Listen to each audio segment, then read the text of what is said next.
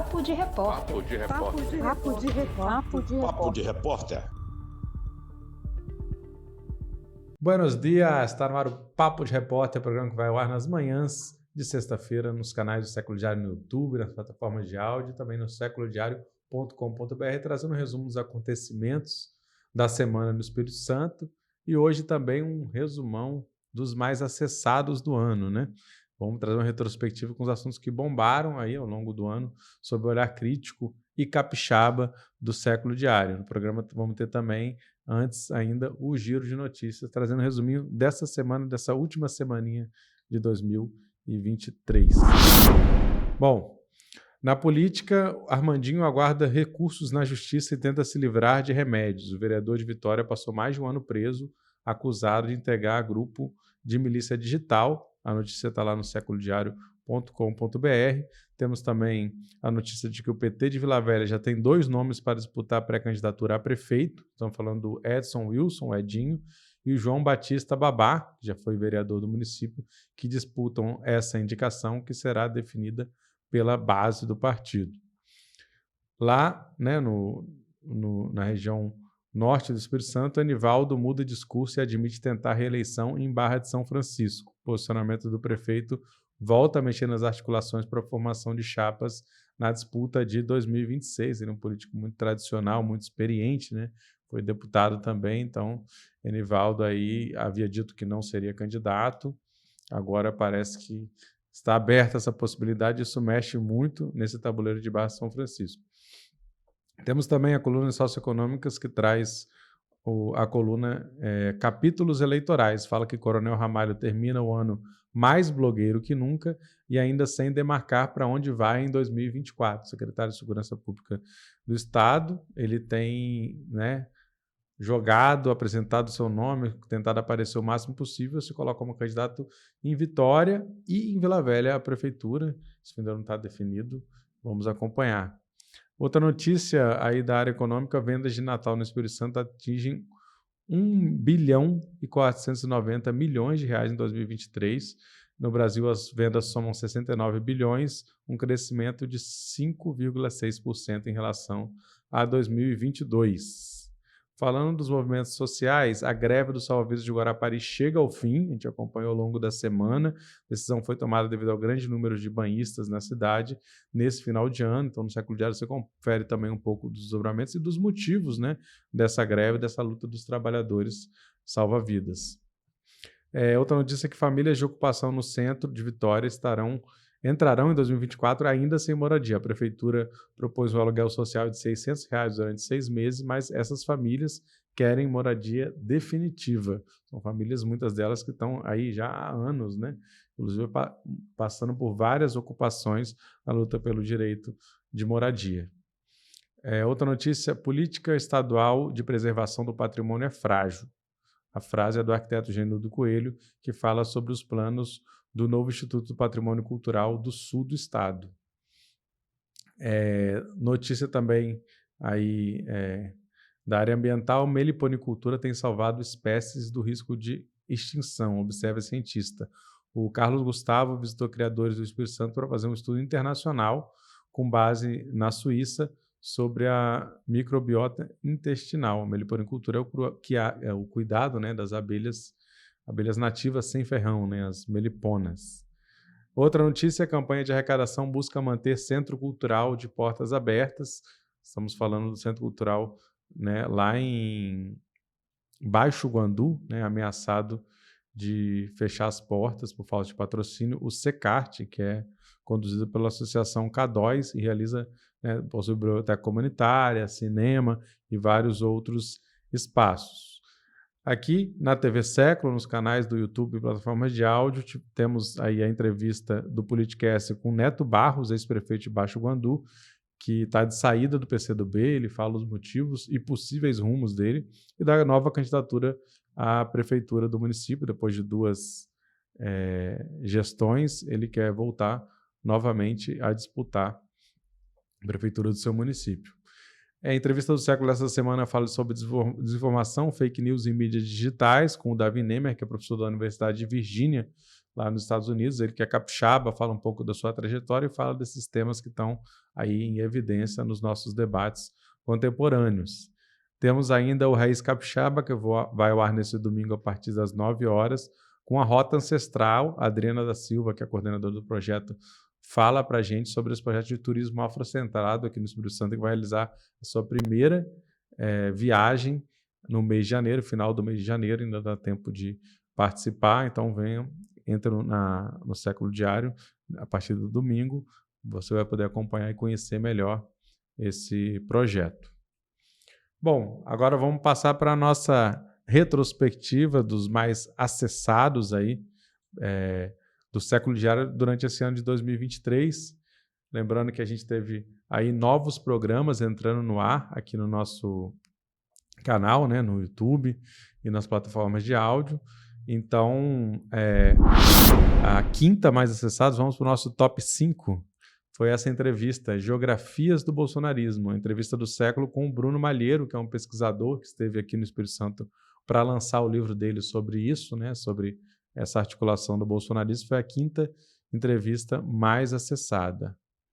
Em quarto lugar, nós temos os novos desafios das lutas dos atingidos pelo crime da Samarco, também entrevista do século, com a Juliane Weider, do movimento dos atingidos por barragens aqui do Espírito Santo. Então, eles contam um pouco dessa situação.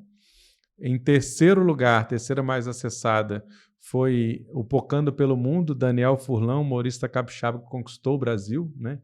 Ele que é da TV Quase, é um cara muito ativo aí no humor brasileiro, tem sido muito destacado, foi a terceira mais acessada aí dos nossos canais de streaming.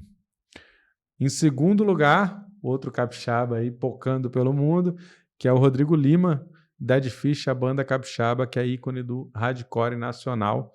Entrevista muito acessada. Dead Fish que acaba de lançar, né, um disco, está lançando, né, os singles que logo comporão seu novo disco. Então, quem quiser também acompanhar, tem informações sobre o disco, sobre a carreira, a trajetória do Dead Fish, e procure aí saber. E, em primeiro lugar, foi uma reportagem externa que nós fizemos, Comunidade de Guarapari se mobiliza contra empreendimento turístico. Falando da comunidade aí de Guaibura, ali numa região muito turística de Guarapari, que está, né, aí ameaçada uma parte do seu território pela construção de um empreendimento de condomínios, né? Vamos, então, passar também para o top 10 do Século Diário, das mais acessadas lá na página do Século Diário, reportagens. Temos aí, em 10º lugar, sindicatos denunciam terceirização de mais de 1.000 servidores do Estado, contrato com empresas de Minas Gerais no valor de 187,2 milhões, é alvo de representação no Ministério Público de Contas. Então, essa foi a 10ª. Em 9º lugar, tivemos uma notícia que aparece, um tema que aparece bastante aí entre os mais, que é a questão do piso da enfermagem, né? O STF decide pela não aplicação da lei do piso da enfermagem em sua integralidade. A notícia foi de setembro, essa luta continua aí lutando e aparece outras vezes ao longo do ano. No 8º lugar, tivemos a notícia que também envolve a questão da Samarco. Justiça emite sentença inédita em favor de atingidos da Samarco Vale BHP. Vinícius Kobuti invoca no mérito o princípio da precaução em favor de comunidades costeiras ainda não atendidas pela Renova. Notícia de agosto. Em seguida, o 7º lugar, temos uma questão também que apareceu muito durante esse ano. O conselheiro do Tribunal de Contas se compromete a retirar escolas do MST do TAG. O Rodrigo Coelho, né, liderou esse processo. O TAG é repudiado por educadores que pedem extensão da exclusão a todas as escolas do campo. Então, a ameaça de fechamento, né, de escolas do campo tem sido uma luta muito grande aqui no Espírito Santo. E essa foi uma das conquistas dessa luta. Em seguida, tivemos a advogada processa o AB por ter sido impedido de realizar seu trabalho no TRT. Segundo denúncias, os profissionais têm sido barrados se estiverem com parcelas das anuidades em atraso. Notícia aí do mês de outubro, né? É interessante aí que a própria OAB aí sendo processada por uma advogada, né? Essa notícia também rendeu bastante acessos. E aí, em quinto lugar, tivemos estudantes protestam contra cortes e pelo fim do novo ensino médio, a manifestação que aconteceu aí em agosto, que criticou o arcabouço fiscal que estava para ser votado, né? Então, essa matéria também mobilizou muito aí os jovens, principalmente os estudantes. E é um debate que continua, né, que agora vai para 2024, sobre a revogação ou não, né, do novo ensino médio, que já está sendo aplicado pelo Brasil.